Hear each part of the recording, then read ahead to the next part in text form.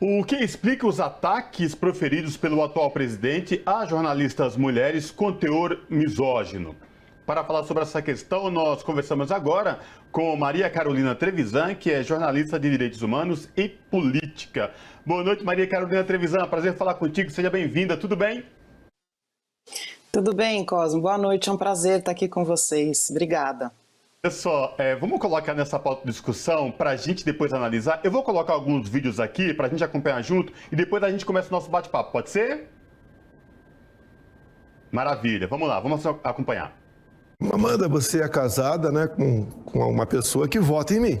Eu não sei como é que é teu convívio na tua casa com ele, mas eu não tenho nada a ver com isso. A minha vida particular não está em pauta aqui. A minha vida particular não está em pauta. A minha particular está em pauta por quê? Por que a minha particular está em pauta, então, por você? Porque o senhor é uma pessoa pública, o senhor é o presidente da República. Não. Ontem à noite, o presidente da República, em vez de responder sobre a compra de tantos imóveis em dinheiro vivo, sobre as rachadinhas ou sobre a sua aliança com o Centrão, decidiu publicar nas suas redes sociais uma matéria sobre mim fazendo piada. O seu propósito é um só, e nós conhecemos bem qual é. O que ele quer é coordenar a sua militância num ataque violento contra mim. A convocação, como sempre, covarde, atinge, no meu caso, uma mulher grávida de 6 meses de uma menina. Isso me faz lembrar dos reiterados ataques do Bolsonaro às mulheres. Eu recebi centenas de ameaças nas últimas horas. E ele sabia que isso aconteceria. Esse era o objetivo dele. Pois é, Maria Carolina Trevisan, vimos 2 depoimentos aqui, né? E sempre atacando no foco das mulheres. Toda vez que uma mulher, uma jornalista, o questiona, é totalmente diferente da resposta quando é questionado por um homem, um jornalista homem. Eu queria te ouvir sobre essa questão, esses ataques constantemente às mulheres e às mulheres jornalistas. Tem alguma explicação? Eu queria te ouvir sobre isso. É uma expressão do machismo do presidente Bolsonaro, né? E é muito interessante, assim, eu estou acompanhando bem de perto como foram esses 4 anos de governo, e toda vez que ele se sente acuado, ele faz um ataque, né, Ana? Então, assim, é a maneira dele reagir, é uma maneira misógina, é uma maneira covarde, porque ele sabe que ele vai intimidar, porque é isso que a Amanda falou, né, no começo. Com isso ele consegue mobilizar essa base de pessoas muito radicais, do bolsonarismo radical mesmo, que acha que tudo bem, ele legitima a violência contra jornalistas mulheres e contra mulheres de maneira geral ao se comportar desse jeito, né?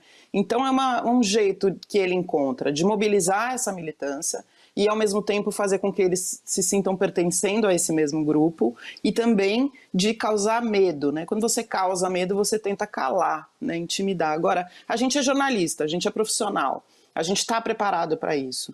A gente tem medo, né? Mas a gente está preparado para isso. Então a resposta que a Gabriela Prioli dá nesse momento, eu acho bem interessante, a Amanda também, assim como a Vera Magalhães, assim como a Patrícia Campos Mello, todas as jornalistas que foram já ameaçadas ou intimidadas pela maneira como o presidente Bolsonaro fala, deram uma resposta de não dar o passo atrás, de não calar. Juliana Dalpiva, que fez agora recentemente as reportagens sobre os imóveis que ele pagou, né, que essa foi a pergunta da Amanda Klein, que ele pagou com dinheiro vivo, né?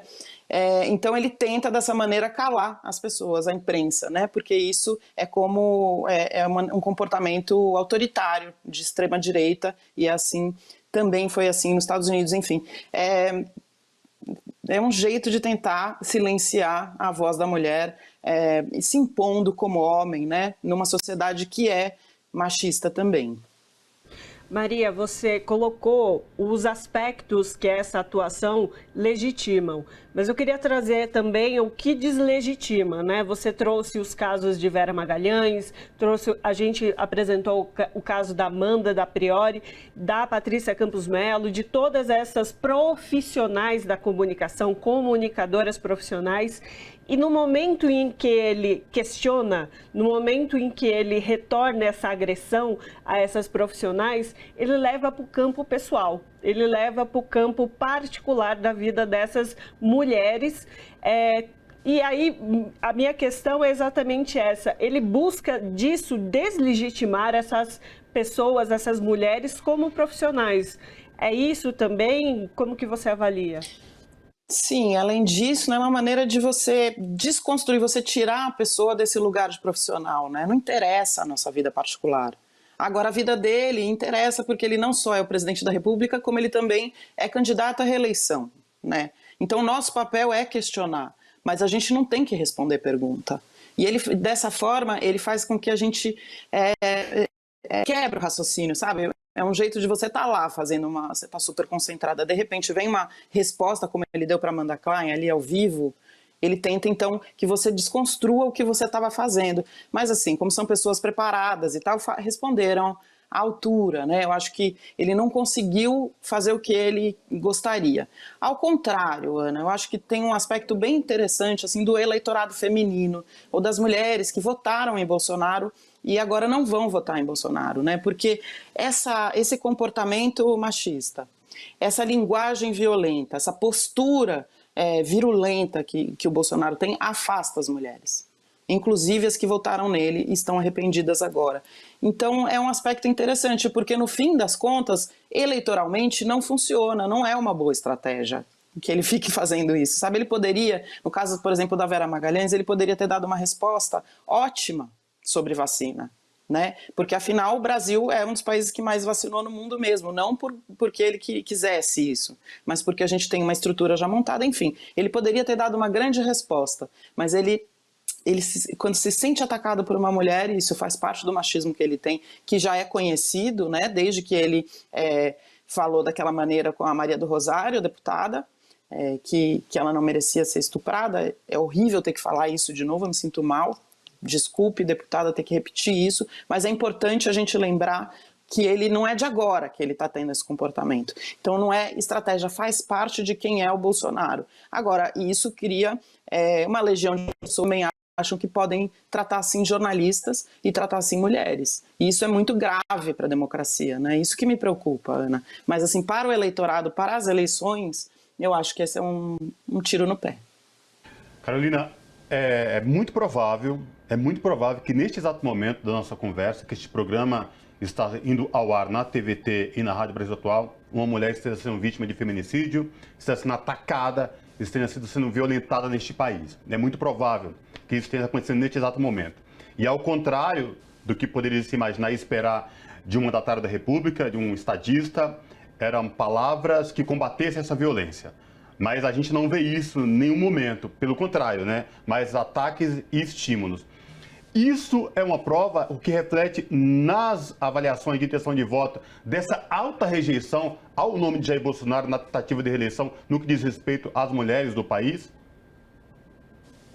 Sem dúvida, acho que tem vários fatores, assim.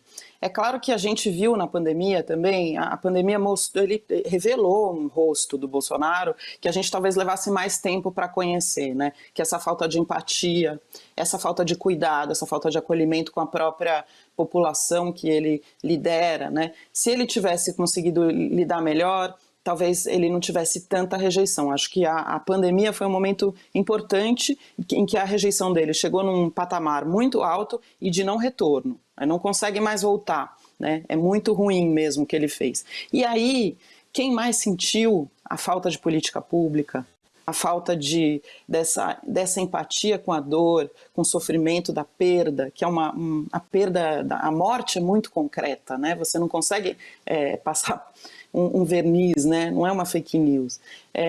Isso, então, essa falta de acolhimento e de política pública, principalmente, que eu acho que era o que ele deveria ter feito, né? As mulheres sentem mais, porque elas estão ali, né, as mulheres mais pobres estão ali como chefes de família, né?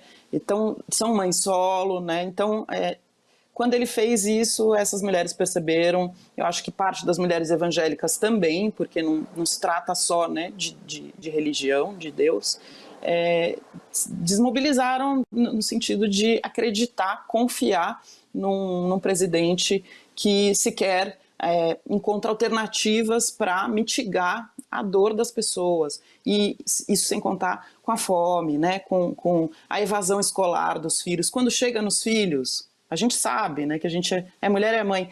Quando chega nos filhos, poxa, aí mobiliza muito o eleitorado feminino, né? Então, é muito difícil que ele reconquiste o eleitorado feminino com esse tipo de atitude que ele teve, por exemplo, comparando duas primeiras damas, ou fazendo aquela saudação a si próprio na sua suposta virilidade, enfim, né? Colocando ali, outra vez, Ana, como você falou, né? Um aspecto pessoal sobre um momento que era da nação, né? Não era um momento de comício.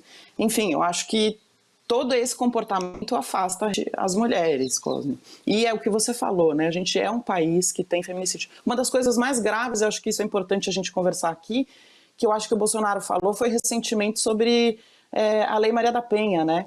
Então, se a mulher for ser assaltada, você vai tirar da bolsa o que é Lei Maria da Penha ou vai tirar uma arma? Que loucura é essa? A gente vive aonde? Num bang-bang? A Lei Maria da Penha não serve para isso, né? Ela serve para proteger as mulheres do feminicídio e de relações violentas e abusivas, de violência doméstica, que são violências invisíveis. Ele não... Parece que ele não sabe, com certeza ele sabe que é isso, né? Mas ele quis deslegitimar novamente, né? Algo que protege as mulheres. Então é bastante grave, na minha opinião. E Maria, na verdade você trouxe o exemplo da pandemia, nessa atuação dele no processo da pandemia, lembrando que ele encenou uma pessoa com falta de ar, depois de um tempo também, agora recentemente, no período já de tentativa de reeleição, ele falou que quem está passando fome, quais são as pessoas que estão passando fome, que as pessoas não estão passando fome.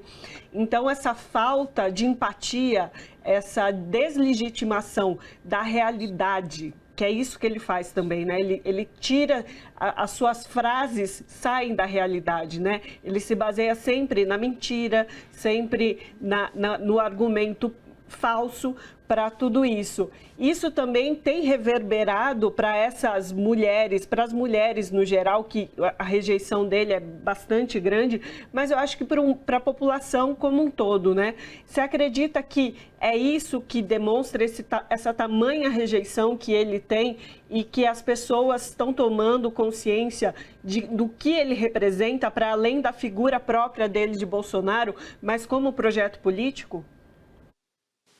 Ana, se a gente for pensar, como é que o Bolsonaro se elegeu, né? 2018 foi uma eleição muito peculiar. Acho que a gente não vai ter isso de novo, esses aspectos todos em 2022. Por quê? Porque ele se elegeu dizendo que ele era o antissistema.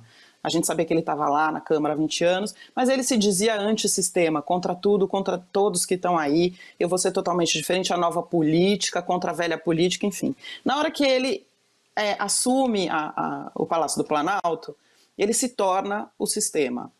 E aí é impossível você governar sem lidar com isso. Então eu acho que uma parte do eleitorado percebeu isso e não vai mais cair nessa mentira, porque realmente foi... Não adianta você tentar anabolizar as coisas, né?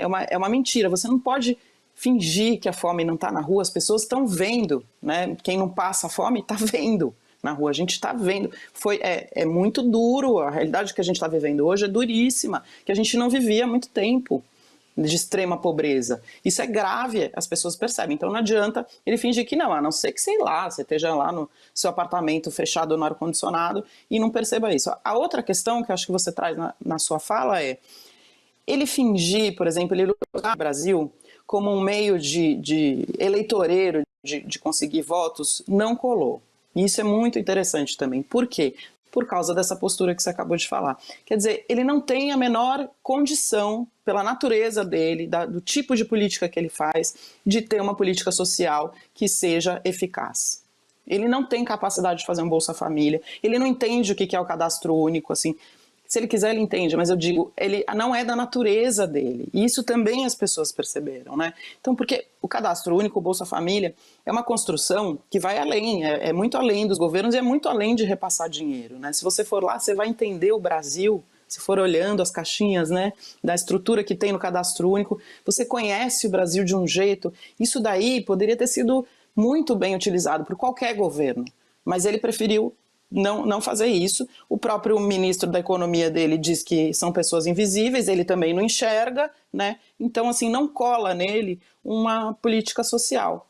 Então, acho que aí fica bem claro, né, quem que ele quer agradar. Ele quer agradar só essas pessoas que são mais bolsonaristas mesmo, né? Então, isso não é uma postura de um presidente da República. Por isso que eu acho que a tendência é que ele não consiga a reeleição. E aí vai ser a primeira vez, desde que existe reeleição no Brasil, que um presidente não se reelege, né? Carolina, você tocou num ponto no meu questionamento anterior sobre a questão quando ele fez aquela frase que é muito perversa e muito dolorida para milhões de mulheres que moram nesse Brasil de vários Brasis, porque quando ele fala, você prefere sacar da bolsa a Lei Maria da Penha ou uma pistola, né? De que mulheres ele está falando? Porque a grande imensa maioria das mulheres do Brasil não estão nos grandes centros, em condomínios fechados, né? As mulheres, a grande maioria das mulheres estão nas periferias que sustentam a família e que encaram diariamente essas violências. E falando de bala, especificamente de pistola, quem é o brasileiro hoje em dia que tem dinheiro para comprar arma? Pelo valor da sua arma, especificamente, né? Então, essas comparações. E quando você traz isso e fala da questão do Bolsa Família, do Cade Único, que é isso que afeta, que diretamente traz para as famílias de todo o Brasil, famílias essas guiadas e coordenadas por mulheres, diga-se de passagem, as pesquisas dizem isso, é isso que reflete exatamente essa falta de política e essa rejeição, não é de rejeição que eu posso falar, mas essas frases tão perversas no que diz respeito à violência das mulheres, não entender especificamente qual o significado e o que elas representam dentro dessa sociedade machista, misógina e que sofrem violência diariamente. É isso mesmo? É isso, Cosmo. Acho que também a questão do armamentismo que ele traz, né? Pela primeira vez a gente está vendo assim, tanta arma, né? Nunca se comprou tanta arma, nunca teve tanto civil armado nesse país, né, desde que existe democracia. Isso, você falou muito bem, na verdade, a questão do armamento expõe as pessoas a mais violência, é uma violência letal, então qualquer briga pode ser morte. Agora, quando ele fala a questão tá com a pistola, vai sacar uma pistola, é proibido você andar com pistola. Ele sabe disso. O que a lei permite é que esses CACs tenham em casa. Você não pode sair passeando com uma arma na sua bolsa. Entende? Então, assim, é uma lógica de morte, de pulsão de morte. Por quê? Porque todo o discurso dele, todas as políticas, ele quer eliminar uma parcela das pessoas, né? Que não concordam com ele. Ele fala isso no discurso dele, ele falou isso. Como é que ele falou do Lula e dos opositores a ele? Ele usou uma palavra super violenta agora no 7 de setembro, que é eliminar, que é acabar, são os inimigos, a gente acaba. Também é uma lógica de guerra, como se isso aqui fosse uma guerra. Isso aqui é uma democracia ainda, né? Então, na lógica de guerra, você mata os seus inimigos, né? Então é como se por negligência, por não observar essas peculiaridades do país, a questão da violência contra a mulher, a questão da violência policial, né? Estimular isso é uma maneira também de colocar o que é o bolsonarismo. Eu estava até vendo o professor falando antes e eu achei interessante. Eu tenho pensado muito sobre isso, né, e escrito sobre essa questão toda do bolsonarismo. O que será que sobra depois? Será que depois o bolsonarismo se mantém ou ele se encolhe do tamanho que ele deveria ser, né? Quer dizer, então, era antes assim? Tinha pessoas de extrema direita no Brasil? Sim. Tem gente racista? O país é racista? Sim. Tem gente machista? Tem. Muita gente machista. Mas aí, por meio de você ser o presidente da República, é que é perigoso. Então, eu acho que se o Bolsonaro perde essa eleição, o bolsonarismo ele tende a encolher. E aí essas questões a gente talvez consiga trabalhar de maneira melhor, né? Os direitos humanos, né? Não condenar os direitos humanos como se fossem, né, o negacionismo dos direitos humanos, como não fosse super importante, né? Então são esses aspectos. Você tem uma população pobre que mora na favela, que está sujeita à violência diária, né? Cujo filho, de novo falando, o filho daquela mulher negra é um alvo para essas pessoas que são muito violentas e estão armadas agora, né? Principalmente os jovens negros. Somos todos nós, mas principalmente os jovens negros, porque somos um país racista e classista e machista, né? Então, isso coloca um patamar de perigo, que agora eu acho que a gente está no momento máximo do perigo, e acho que a gente tem que sim que se cuidar, né? Não dá para você, infelizmente, não dá para dizer as coisas como se fosse tranquilo. Tem resposta e as ameaças são verdadeiras, as ameaças de morte, né? Recentemente o Julian Fuchs, o escritor, tem uma escrita super delicada para falar desse país, super acolhedora para falar de morte, para falar do que a gente está vivendo nesses anos. Pô, ele tem 2 filhos e uma esposa. Todo mundo foi ameaçado, né? Então essa lógica, assim, tomara que a gente consiga se livrar em breve, assim, porque o país é muito mais do que os 30% que acham ótimo, bom no Bolsonaro. Carolina, a frase que você se referia a dita agora no 7 de setembro foi pelo Bolsonaro: esse tipo de gente tem que ser extirpada da vida política. Extirpada. Isso vem da voz de um estadista, do chefe da nação, né?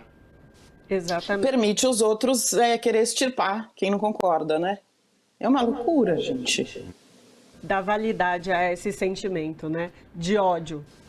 E isso, Perigoso. então, conversamos com Maria Carolina Trevisan, que é jornalista de Direitos Humanos e Política, aproveitando, prestando nossa solidariedade a todas as nossas colegas mulheres jornalistas que foram hostilizadas e deslegitimadas por ele nesse processo todo. A gente vai seguir firme aqui. Muito obrigada, gente, pela oportunidade.